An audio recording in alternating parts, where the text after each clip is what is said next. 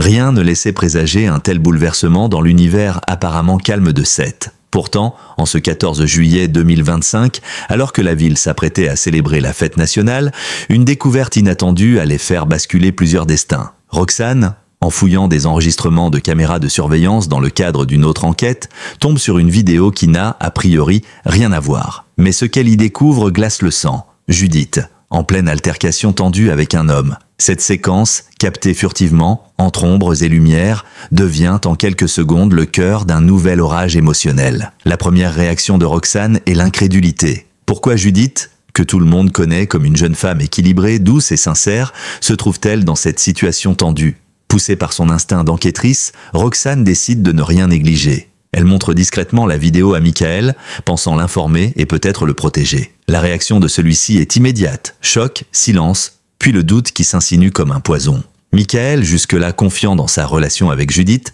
vacille. Tout dans l'image semble incriminer la jeune femme.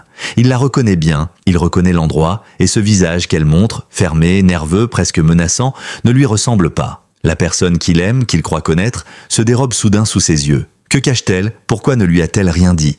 Était-ce un moment de panique ou la preuve d'un mensonge plus profond? Roxane, elle, commence à s'interroger sur la pertinence de son geste. En apportant la vidéo à Michael, elle a ouvert une brèche. Elle ne sait pas encore si elle a fait avancer la vérité ou précipiter une rupture. Ce qui est sûr, c'est que cette séquence muette en dit long, peut-être plus que des mots. On y devine la tension, l'explosion d'un conflit sous-jacent et surtout un malaise, celui de voir une Judith que personne ne reconnaît vraiment. Dans Demain nous appartient, les vidéos de surveillance sont devenues un motif récurrent de basculement dramatique. Elles représentent à la fois la vérité brute et la possibilité d'une mauvaise interprétation. Ici, rien n'est clair, ni le contexte, ni la chronologie, ni même les mots échangés. Mais le doute est semé. Michael, de plus en plus silencieux, se ferme. Il ne confronte pas tout de suite Judith, mais sa méfiance commence à se voir dans ses gestes, ses silences, ses regards. Et Roxane comprend alors qu'elle a déclenché bien plus qu'un simple épisode d'incompréhension. Dans cette première séquence de l'épisode, les scénaristes jouent habilement avec les codes du thriller psychologique. Le spectateur, tout comme Michael, se retrouve pris au piège d'une vérité en images,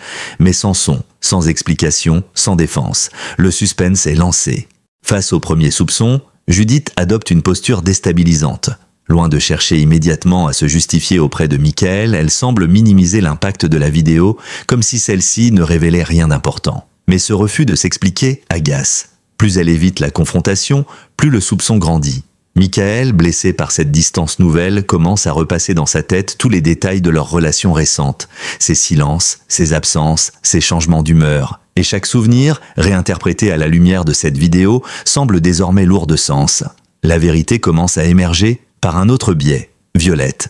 Interrogée par la police dans le cadre d'une enquête connexe, elle révèle une information capitale. Elle a été témoin d'une violente dispute entre Judith et Cyril, peu de temps avant la date estimée de l'enregistrement de la vidéo. Selon ses mots, la scène était tendue, presque dangereuse, et elle se serait sentie trop mal à l'aise pour intervenir. Ce témoignage renforce le malaise autour de Judith, d'autant que, jusqu'ici, elle avait nié toute tension avec Cyril. Pourquoi ce mensonge? Que veut-elle protéger? Ou plutôt, qui? La jeune femme se retrouve donc prise dans une spirale de contradictions. Chaque tentative d'explication apparaît soit floue, soit décalée par rapport aux faits connus. À mesure que les preuves s'accumulent, Judith semble s'enfoncer dans une posture de déni. Elle affirme ne rien avoir à cacher, mais refuse de commenter la vidéo. Elle prétend que Violette a mal interprété la dispute, mais ne donne pas de version alternative convaincante.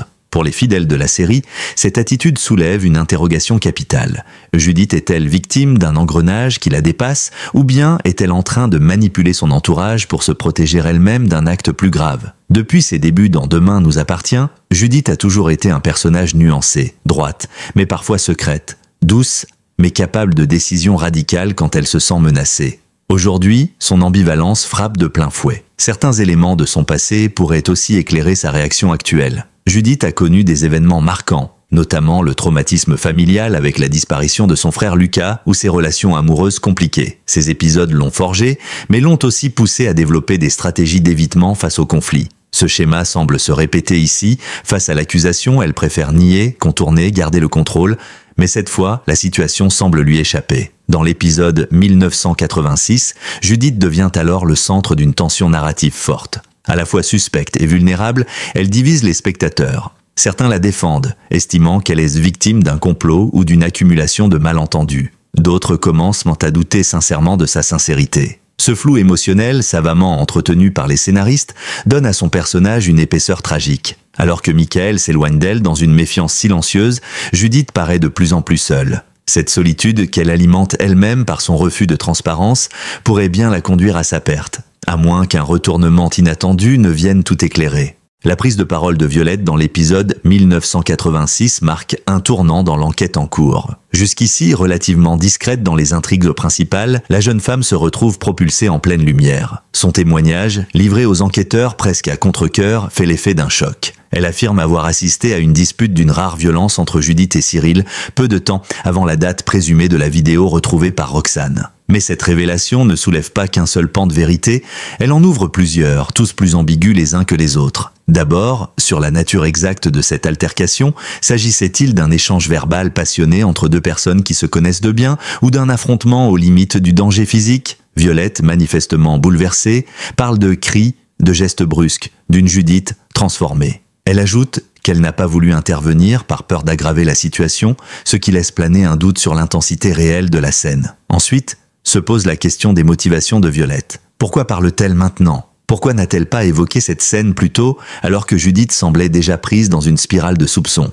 Certains spectateurs pourraient y voir un sursaut de conscience.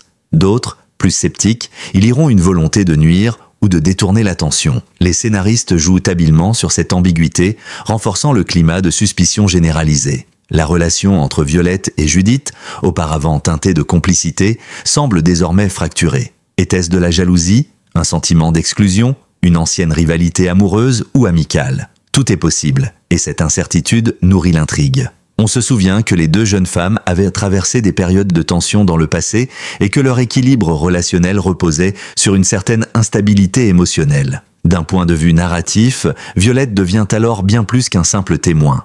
Elle est un vecteur de déséquilibre, une figure de l'indécision morale. En révélant un pan de vérité, elle en obscurcit un autre. Est-elle sincère ou manipulée, protégeant quelqu'un ou se protégeant elle-même ? En remettant en cause l'image de Judith, elle détourne aussi partiellement l'attention de ses propres zones d'ombre. Pour les enquêteurs, son témoignage modifie le regard porté sur Judith sans pour autant clore le débat. Au contraire, il relance les interrogations. Judith a-t-elle pu franchir une limite ce soir-là ? Que s'est-il vraiment passé avec Cyril ? Et surtout, pourquoi Violette se décide-t-elle maintenant à parler ? La vérité, dans cet épisode, ne tient plus en une seule version. Elle devient un kaléidoscope, instable, glissant, insaisissable. Au cœur de cette intrigue déjà dense et émotionnellement tendue, l'épisode 1986 introduit un nouveau visage à Seth, Marceau. À première vue, il semble n'être qu'un nouvel arrivant sympathique, un homme en quête de repères et de liens sociaux. Il traîne au spoon, tente quelques conversations, sourit timidement. Mais très vite, les habitués sentent chez lui quelque chose d'indéfinissable, une forme de distance ou peut-être de stratégie. Marceau se dit en transition de vie, venu à Seth pour tout recommencer. Il se montre poli, presque trop, il écoute beaucoup, pose des questions, se fait discret mais présent. Il s'intéresse particulièrement à certains personnages clés du feuilleton, Chloé, Nordine et même Roxane. Cette curiosité polie n'échappe pas à ceux qui, comme Sarah ou Nathan, ont développé un flair presque policier. Que cherche-t-il vraiment ? La construction de Marceau dans cet épisode est savamment dosée. Ni trop mystérieux, ni complètement ouvert, il incarne ce que Demain nous appartient aime faire avec ses nouveaux personnages, un entre-deux inquiétant. Il n'est pas, c'est quoi, explicitement menaçant, mais il semble porter en lui une histoire inavouée, un passé trouble ou un objectif caché. Les spectateurs, habitués aux fausses pistes, ne peuvent s'empêcher de spéculer. Est-il lié à Cyril ? A-t-il un lien indirect avec Judith ? Et surtout, pourquoi son apparition coïncide-t-elle avec le déraillement des relations au sein du groupe central ? Un détail attire l'attention des plus observateurs, Marceau semble particulièrement attentif aux discussions autour de l'enquête en cours. Lorsqu'il croise Violette ou Jack, il oriente subtilement la conversation, comme s'il cherchait à vérifier des informations déjà connues. Ce comportement alimente l'idée qu'il ne serait pas là par hasard. Narrativement, l'introduction de Marceau répond à un besoin de renouvellement. Dans une série feuilletonnante comme Demain nous appartient, l'arrivée d'un nouveau personnage est toujours une promesse de complication. Mais ici, cette promesse semble plus lourde, presque menaçante. Marceau n'a, pour le moment, pas d'allié. Il se construit dans la solitude et l'observation, et cela inquiète. Peut-être n'est-il qu'un homme brisé, fuyant un passé douloureux. Mais peut-être est-il l'élément déclencheur d'un nouveau drame. Dans une série où chaque silence peut cacher une vérité explosive, Marceau incarne la possibilité du danger latent. Sa place dans le puzzle est encore floue, mais les premières pièces qu'il révèle laissent penser qu'il ne restera pas longtemps simple figurant. Dans l'épisode 1986 de Demain nous appartient, une autre intrigue, plus discrète mais tout aussi intrigante, se développe en parallèle du tourbillon qui entoure Judith. Elle concerne le duo inattendu formé par Manny et Jack. Depuis quelques jours, les deux jeunes hommes passent beaucoup de temps ensemble. Sorties au restaurant, après-midi détente, réservations dans des hôtels confortables. Le problème, c'est que tout est payé par Manny, et cela finit par semer le doute.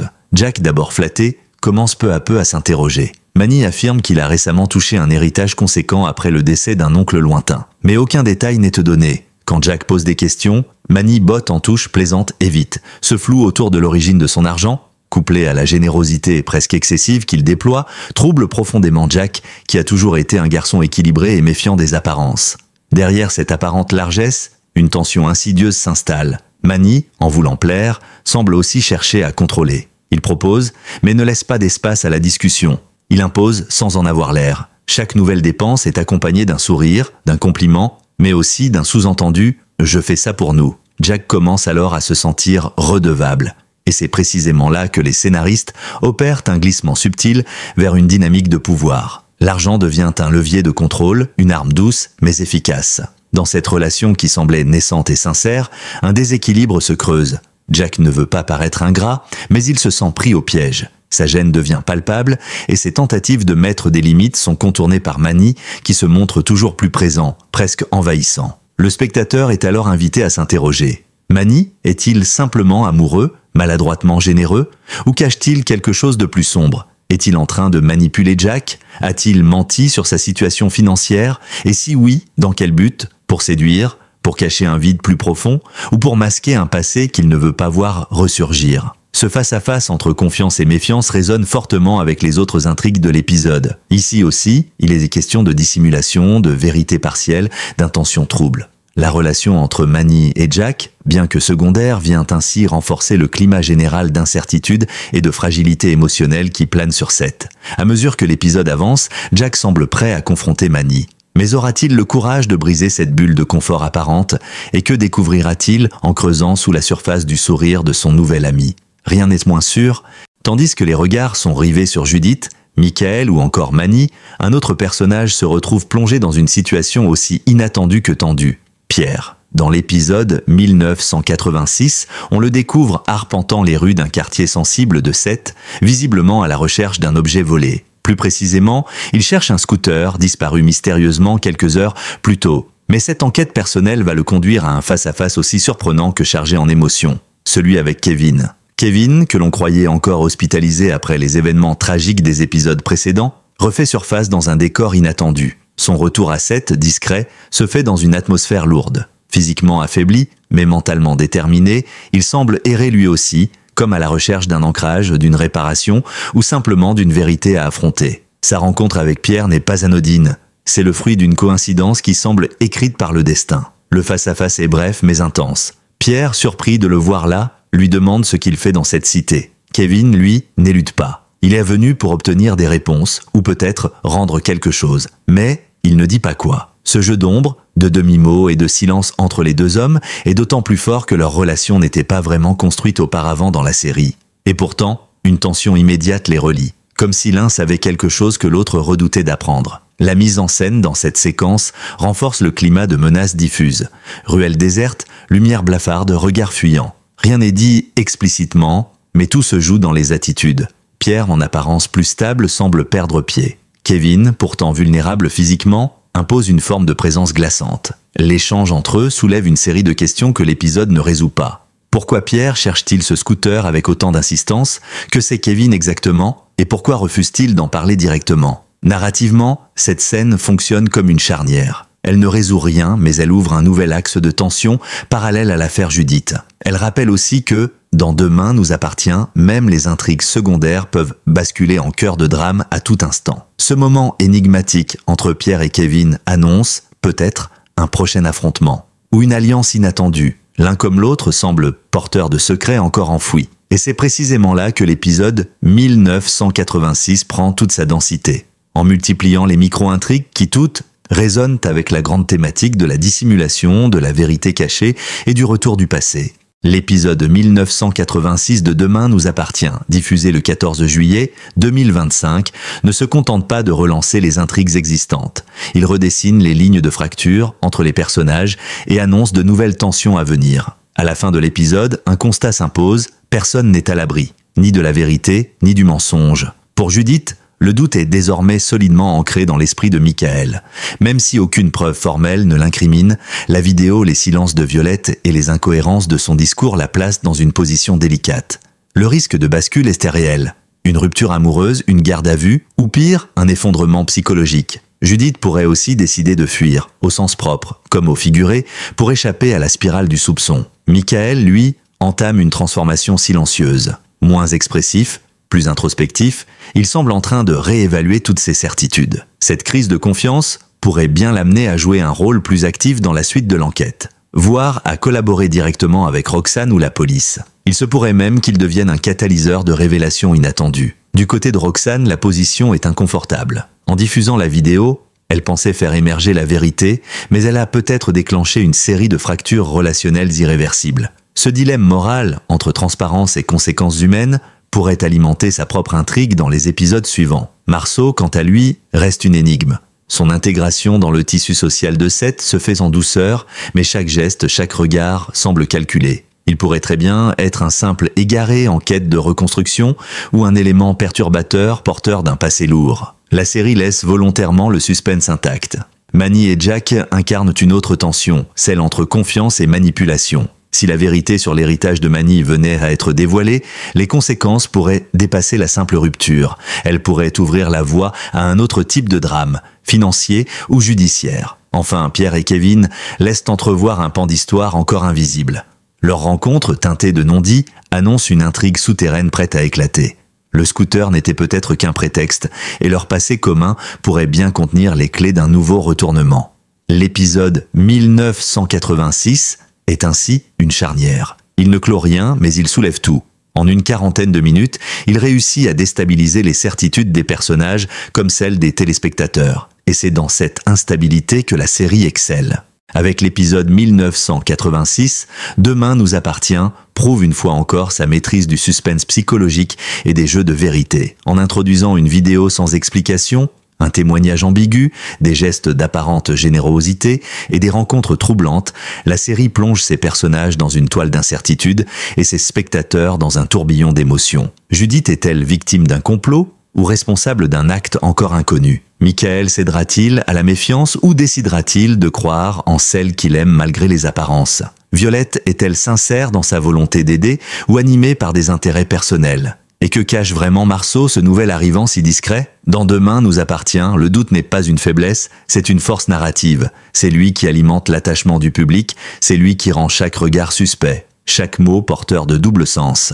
En posant plus de questions qu'il n'apporte de réponses, l'épisode 1986 joue avec les nerfs des téléspectateurs et les pousse à attendre fiévreusement la suite. Cette mécanique du doute s'impose ici comme un moteur puissant. Car ce n'est pas la vérité brute qui compte dans la série, mais le chemin que chaque personnage emprunte pour la découvrir, l'éviter ou la fuir. Et ce chemin, sinueux, émotionnel et souvent douloureux, fait de Demain nous appartient bien plus qu'un simple feuilleton.